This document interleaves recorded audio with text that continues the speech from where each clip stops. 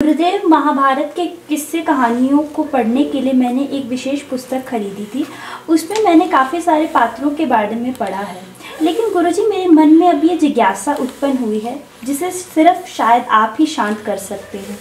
गुरुदेव, महाभारत का एक पात्र जिसका नाम संजय है, मुझे ये नहीं समझ आ रहा कि वो अपने राजमहल में बैठा इतना सब देख पा रहा था, तो क्या इसके पीछे कोई तांत्रिक कारण या धार्मिक या किस तरह का कारण है? क्या संजय तांत्रिक था इसलिए इतना कुछ देख पाया, और अगर ऐसी कोई विद्या थी तो वो विद्या आगे किसी के पास क्यों नहीं पहुंची? ये जैसे अभी आपने बात की थी कि आँखों में वो एक विशेष प्रक्रिया के तहत कुछ विशेष लोग ही उसको कर सकते हैं, उस बारे में कभी बात करेंगे। वो कुछ गुरुओं के संरक्षण में की जाने वाली चीज़ें हैं। कुछ ऐसा समझे, ये उनके प्रश्न के उत्तर में बोल रहा हूँ जिन्होंने अभी गोरोचन की स्याही और गोरोचन की इंक के साथ आँखों में उसका इस्तेमाल की बात की थी। कोई भी ना करे, जब तक उसका विधान पता ना हो तो बिल्कुल मत कीजिएगा, वो ठीक से और ढंग से ही करिएगा उसको। तो वो है ना, एक वो पुराना एक पंक्ति थी कि बसों में बिकती हुई शय खरीद मत लेना, कभी फिर कहो कि ज़िंदगी ना रही। बसों में पहले प्रचार होता था ना, वो पब्लिसिटी करते थे, मंजन वंजन, ये वो बंदर छाप, लाल दंत मंजन और काजल सुरमा क्या क्या बेचते थे। तो उसके बारे में शायर ने लिखा है कि बसों में बिकती हुई शय खरीद मत लेना, कभी फिर कहो कि ज़िंदगी ना रही। बस एक बार इन आँखों में सुरमा डाला था, फिर चरागों में रोशनी ना रही। तो ऐसा मत कर बैठना कुछ भी, इसके अलग प्रयोग होते हैं, अलग लोग हैं, वो भी विशिष्ट ढंग से उन चीज़ों को कर सकते हैं। तो उसमें ऐसा बात चलती है। अंधे धृतराष्ट्र को युद्ध की रिपोर्टिंग सजीव रूप से प्रसारित करने वाले संजय के बारे में आपने प्रश्न पूछा है। चूंकि देखिए, जैसे गीता के श्लोक से हम प्रारंभ कर रहे हैं, अभी जब तक गीता चलेगी फिर बाकी ग्रंथों को ऐसे हम लेते जाएंगे, हर एक अंक में एक श्लोक हो जाता है, उसकी चर्चा हो जाती है। अर्जुन मुख्य कारक रहा गीता के जन्म होने का, लेकिन कारक अर्जुन के साथ और भी बहुत हैं गीता के जन्म के, जिनको हम कभी ऐसे समझते नहीं और देखते नहीं और सीखते नहीं। अर्जुन नहीं होते तो भी गीता नहीं होती, लेकिन अगर दुर्योधन नहीं होता तो भी गीता नहीं होती, अगर द्रौपदी नहीं होती तो भी गीता नहीं होती, और अगर संजय नहीं होता तो भी गीता नहीं होती, और धृतराष्ट्र नहीं होता तो भी गीता नहीं होती, भली महाभारत हो रही होती। और कितनी ईमानदारी, कितनी सदाशयता उन चरित्रों से हमें देखने समझने को प्राप्त होती है। अधर्म के मार्ग पर समर्थन देने वाले व्यक्तित्व भी मूल्यों के मामले में, आदर्शों के मामले में, अनुशासन के मामले में, सच्चाई के मामले में, सत्यता के मामले में पूरी तरह से ईमानदार हैं, पूरी तरह से अपने धर्म का पालन करते हैं। संजय ने सारी बातें जब बतानी शुरू की धृतराष्ट्र को, तो धृतराष्ट्र वो उस चीज़ को छिपा सकते थे, उस चीज़ को गायब कर सकते थे, उस चीज़ को नहीं बताते, तो देश न दुनिया तक कैसे पहुंचती। अर्जुन ने तो कोई बैठकर पुस्तक नहीं लिखी थी। जिस गीता को हम अब 2 घंटे में सारी गीता भगवान श्री ने स्पष्ट कर, बल्कि 50 मिनट में ही क्या लीजिए, उससे बाकी तो मोह और मोह के जाल थे सारे के सारे। पूरे के पूरे जो 18 अध्याय हैं 50 मिनट में फटाफट ब्रॉडकास्ट हो गए, जो भगवान श्री ने स्पष्ट किया अर्जुन के साथ बैठ करके। तो वो संजय सुन रहा है और साथ साथ, इसलिए इस बात संजय उवाच, फिर वो इसलिए आता है संजय बोल रहा है उस चीज़ को। संजय के बारे में जो हम दूरदृष्टि या क्लियर ऑडियंस की बात करते हैं, वो दूरश्रवण शक्ति की जो बात हम करते हैं, वो लोगों को उस पर हमेशा से संजय की जो शक्ति की सामर्थ्य है, संजय की शक्ति की जो गंगोत्री है, उस पर संदेह उठता रहा है। वो स्वयंभू थी, वो साधना के पथ पर, जैसे आपने पूछा कि क्या वो तंत्रोक्त प्रक्रिया थी, वो क्या था जिससे ये चीज़ें प्रकट हो पाई। स्वाभाविक है उसके बारे में संदेह का उठना, लेकिन संजय थोड़ा दूर है। दूर मतलब 5000 वर्ष का गैप है संजय के और हमारे बीच में, इतनी दूर जाने की जरूरत नहीं है। अभी 20-25 साल 30 साल पहले अमेरिका में एक व्यक्ति हुआ टेड सीरियो।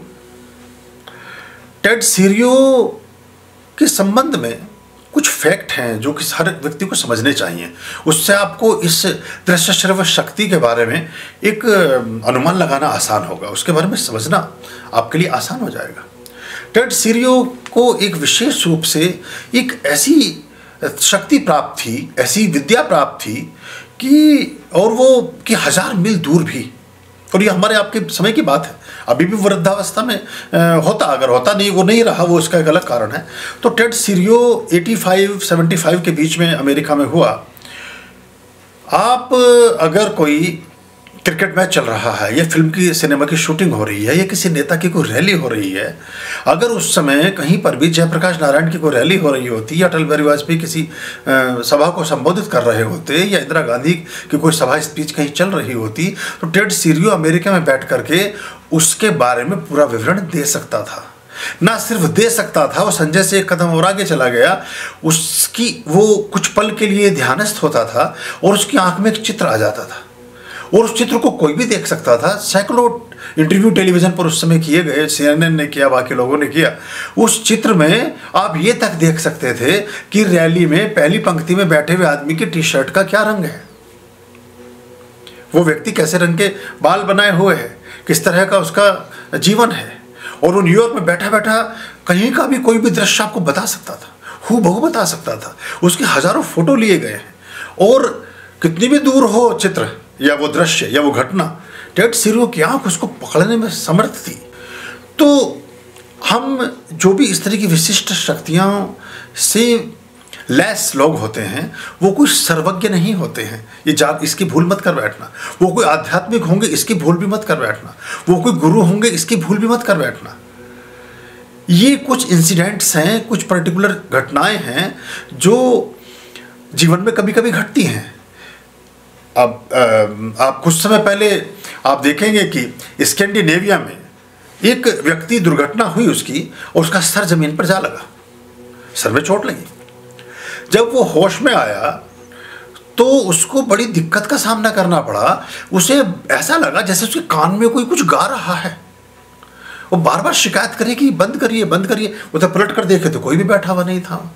तो फिर डॉक्टर्स के पास बात पहुंची और पता चला कि वहाँ से लगभग 15 किलोमीटर के डिस्टेंस पर एक रेडियो स्टेशन था। ये सच्ची घटना है। रेडियो स्टेशन उसके कान में सीधा ऐसे बज रहा था जैसे आपने रेडियो की फ्रीक्वेंसी सेट कर दी हो, और वहाँ स्पष्ट वहाँ बजने वाले गीत संगीत और होने वाली ब्रॉडकास्टिंग और प्रसारित होने वाले समाचार उसे बिल्कुल अपने कान में सुनाई दे रहे थे, जो वहाँ अस्पताल में लेटे हुए किसी भी आदमी को सुनाई नहीं दे रहे थे। यानी कि उसकी चोट ने किसी ऐसी अदृश्य शक्ति को जागृत कर दिया जिस शक्ति से दुर्घटना से पूर्व वो अनभिज्ञ था, जिसके बारे में उसे कुछ पता नहीं था। स्थिति ऐसी हुई कि 24, क्योंकि वो कोई ऑन ऑफ का वहाँ सिस्टम तो था नहीं। ये कान में गाना बज रहा है, यहाँ रेडियो को तो आप बंद कर सकते हो, उसका प्लग निकाल दोगे, बिल्कुल प्लग भी ना पता हो तो उसका सेल ही निकाल दोगे, मतलब कैसे भी करके चुप कर सकते हो। वो चुपी, उसकी वो जो आवाज़ थी, जो गाना बज रहा था, वो चुप नहीं किया जा सकता था, वो निरंतर बज रहा था। स्थिति ये बनी कि तीसरे दिन ही उसके कान का ऑपरेशन करना पड़ा, कान के पर्दे को बाहर निकालना पड़ा। विक्षिप्त होते होते वो आदमी तब बचा, और कोई उपाय नहीं था उसका, और वरना तो वो आदमी भी पूरी तरह से पागल हो जाए। ऐसे हमारी दुनिया में बहुत सारी घटनाएं, बहुत सारे लोग हैं। 2012 में एक बच्चा था मॉरिशस में, अभी मुझे उसके बारे में जानकारी नहीं है। पहली बात तो दोनों लोगों के बारे में बता दूं कि दोनों लोग अधिक समय तक जीवित नहीं रहे। संजय के बारे में भी ऐसा बताया जाता है कि महाभारत के 2-3 वर्ष के अंतराल पर ही संजय की मृत्यु हो गई।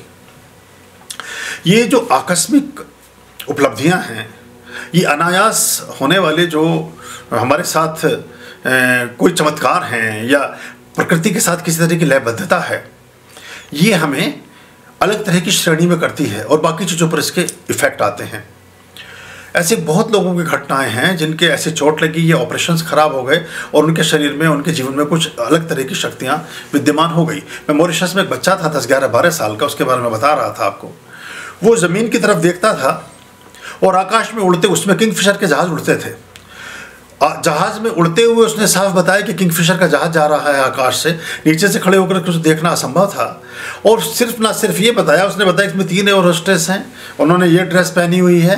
पहले लाइन में बैठा हुआ व्यक्ति इस नाम की पत्रिका पढ़ रहा है, उसके सामने ये जूस की बोतल रखी है और उसके ऐसे रंग के टी शर्ट और ऐसे रंग का चश्मा लगाया हुआ है। और जब उस जहाज़ उतरा और जाकर के स्पेशली चूँकि उस पर एक रिसर्च की जा रही थी, उसको चेक किया गया तो बिल्कुल वो हूबहू ऐसा ही था। ऐसे बहुत सारे उसने बताए, लेकिन वो इस शक्ति या इस सामर्थ्य या इस क्षमता के उदित होने के 2 या 3 वर्ष बाद ही उसके बाद उसके समाचार फिर प्राप्त नहीं हुए। उसको कुछ लोग कहीं रिसर्च के लिए ले गए थे जर्मनी और कहीं, और फिर उसके बाद पता नहीं चला उसका कि बच्चे के साथ क्या हुआ। ज़्यादातर ऐसे लोग कभी दीर्घजीवी नहीं होते, पूर्ण जीवन नहीं जी पाते हैं। तो आप देखिएगा, कभी भी अगर किसी व्यक्ति की एक सामर्थ्य प्रभावित होती है तो उसके बाकी सामर्थ्य जागृत हो जाती हैं। रविंद्र जैन ने जो संगीत दिया वो चक्षुहीन थे, बहुत सारे सूरदास ने जो वर्णन किया है भगवान श्री श्याम का, भगवान श्री कृष्ण का, ऐसा वर्णन कोई सजीव व्यक्ति भी नहीं, मतलब जिसकी आंखें सलामत हों, जिसकी नेत्र ज्योति प्रदीप्त हो, वो भी ऐसा वर्णन नहीं कर सकता है। उन्होंने जिस तरह से भगवान श्री कृष्ण के एक उनके कमर में जो तगड़ी बंधी है भगवान श्री कृष्ण के बाल्य रूप में, उस तगड़ी में कितने रंग के डोरे हैं, उसमें चांदी का जो ढोलकी बंधी है, ढोलकी में क्या आकृतियां हैं, सबका वर्णन सूरदास ने किया है।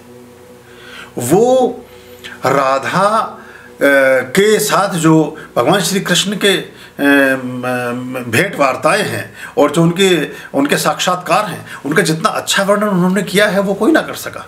वो कहते ऊधो मन न भयो 10-20, वो बात कर रहे हैं भगवान श्री चले गए हैं वृंदावन छोड़ करके द्वारका, तो वो कहते हैं ऊधो मन न भयो 10-20, एक हुतो तो गयो श्याम संग को अपराधे ईश।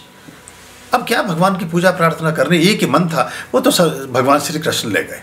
अब कौन से मन से भगवान की आराधना करें, उस और दूर मत जाइए। चलो सूरदास को भी 400-500 साल 400-600 साल हो गए। आप अभी 200 वर्ष पहले कीट्स के बारे में अब देख लें, जो पश्चिम का कवि हुआ है। कीट्स ने प्रकृति के ऐसे वर्णन किए हैं अपनी कविताओं में कि जो बड़े अद्भुत हैं, और जो वर्णन मेघदूत में और अभिज्ञान शाकुंतलम में कालिदास ने किए हैं वो सब एक कमरे के अंदर बंद होकर के लिखे गए हैं। लेकिन आप दिन रात अगर वायुमंडल के साथ जुड़े हो तब भी वो वर्णन आप लिख नहीं सकते हैं। असल में ब्रह्मांड की बहुत सारी पराशक्तियों में से कभी कभी किसी दिव्य आत्मा का किसी चीजों के साथ एक संसर्ग हो जाता है। जिनका संसर्ग होता है, जिनका इनके साथ एक संबंध स्थापित होता है, वो इसकी घोषणा या इसका प्रचार प्रसार अधिक नहीं करते। वो बड़ी तन्मयता से, बड़ी एकाग्रता से उसका सदुपयोग करने की कोशिश करते हैं। और लोगों को ये चमत्कारी ढंग से लगता होगा। जैसे मैंने टेड सीरियो के बारे में आपको बताया, अगर वो भारत में होता तो बहुत बड़ा आध्यात्मिक गुरु हो गया होता। लेकिन वो लोग बड़ी ईमानदारी से उन्होंने जीवन, जैसे कई सारे जादूगरों हैं जिन्होंने ऐसा काम किया कि अगर वो भारत में होते तो देश के नंबर 1 आध्यात्मिक गुरु हो गए होते। हमारे यहाँ दूसरे तरह से कुछ चीज़ों को लेकर के चीज़ें चलती हैं, और कई बार इस तरह की चीज़ें नहीं भी होती, उन चीज़ों को समझ और पकड़ लिया जाता है। ऐसी एक ब्रेन रीडिंग है। आप मस्तिष्क में चलने वाले विचारों को थोड़े से अभ्यास के बाद, थोड़े से परिश्रम के साथ कोई भी व्यक्ति इसको कर सकता है। जैसे हमने कहा कि संजय को कोई तांत्रिक विद्या थी क्या, ये तांत्रिक विद्या की बात नहीं है। हाँ, कुछ कोइंसिडेंस हैं, वो संजय के पास उस तरह की बात थी, लेकिन उसके बाद वो चुक जाती है ऊर्जा, वो चीज़ समाप्त हो जाती है। तो ये कोई भी व्यक्ति जो ब्रेन रीडिंग का जो काम है, जो मस्तिष्क के विश्लेषण का कार्य है, कोई भी व्यक्ति कर सकता है। और इसमें कुछ कमांड्स एक प्रसारित की जाती हैं। जैसे कि अगर हम रेडियो पर कोई समाचार प्रसारित करें तो वही बजेगा ना। ऐसे ही अगर मेरे सम्मुख ये बैठे रमन, मैंने इनको कोई बात संदेश पहले मैं भेजूंगा, फिर इस संदेश के बारे में पूछूंगा तो ये उसी को कन्फर्म करेंगे। उदाहरण के तौर पर मैंने इनसे कहा कि पहले मैंने अपने मन से एक विचार प्रक्षेपित किया कि लाल रंग का गुलाब, या गुलाब प्रक्षेपित किया। फिर से मैंने कहा कि किसी फूल का नाम लीजिए, ये सबसे पहले गुलाब कहेंगे। तो ये इस तरह की कुछ चीज़ें हैं जो ब्रेन रीडिंग के साथ चलती हैं। तो ये एक अभ्यास के साथ ही संभव हो जाता है। लेकिन इसका किसी सिद्धि से, इसके किसी गुरुत्व से, इसका किसी परमात्मिक ऊर्जा से कोई खास संबंध नहीं है। इस भ्रम को हमें नहीं पाल लेना चाहिए, ना ये तांत्रिक प्रक्रियाओं की चीज़ें हैं। ये बहुत, और इसका उदाहरण पग पग पर हमारे अवतारों ने दिया है। उन्होंने कर्म के रूप में और बाकी चीज़ों के रूप में उनको प्रक्षेपित किया, उन चीज़ों को स्थापित किया, प्रतिष्ठित किया है। भगवान श्री घूम रहे हैं वन में और कहते हैं, हे खग मृग हे मधुकर श्रेणी, क्या तुम देखी सीता मृग नैनी। खरगोश से पूछ रहे हैं, हिरण से पूछ रहे हैं, मधुकर श्रेणी माने मधुमक्खियों से पूछ रहे हैं कि क्या तुमने कहीं सीता को देखा है, वो तुम्हारी जैसी आंखों वाली थी, क्या तुम देखी सीता मृग नैनी। हिरण की आंखों जैसी सीता को तुमने कहीं आते जाते देखा है। और भगवान शिव के अवतार जो हनुमान जी हैं, वो भी उन्हें भी ठीक से पहचान नहीं हो रही है किसी चीज़ों के बारे में, क्योंकि वो कर्म के सिद्धांत में बिलीव कर रहे हैं। और वो जाकर के मुद्रिका को ले जाते हैं और उसके बाद उन तरह से चीज़ों को करते हैं। तो बहरहाल, लेकिन कहने का मेरा मतलब ये था कि जब भी भगवान बहुत सारे स्वरूपों में आए, उन्होंने एक सहज मनुष्य की तरह उन चीज़ों को करना चाहा, तो वो बहुत तरह से कर सकते थे। लेकिन हम इन चीज़ों का अगर दूसरी तरह से प्रक्षेपण करते हैं तो उसके पीछे हमारे स्वार्थों के एक निहित जाल होते हैं। उससे हमें अगर बच सकें तो धर्म के नाम पर जो पाखंड की दुकानें सजती हैं उससे हम बच सकते हैं और सही दिशा में अपने जीवन को अग्रसारित कर सकते हैं। अभयाम भज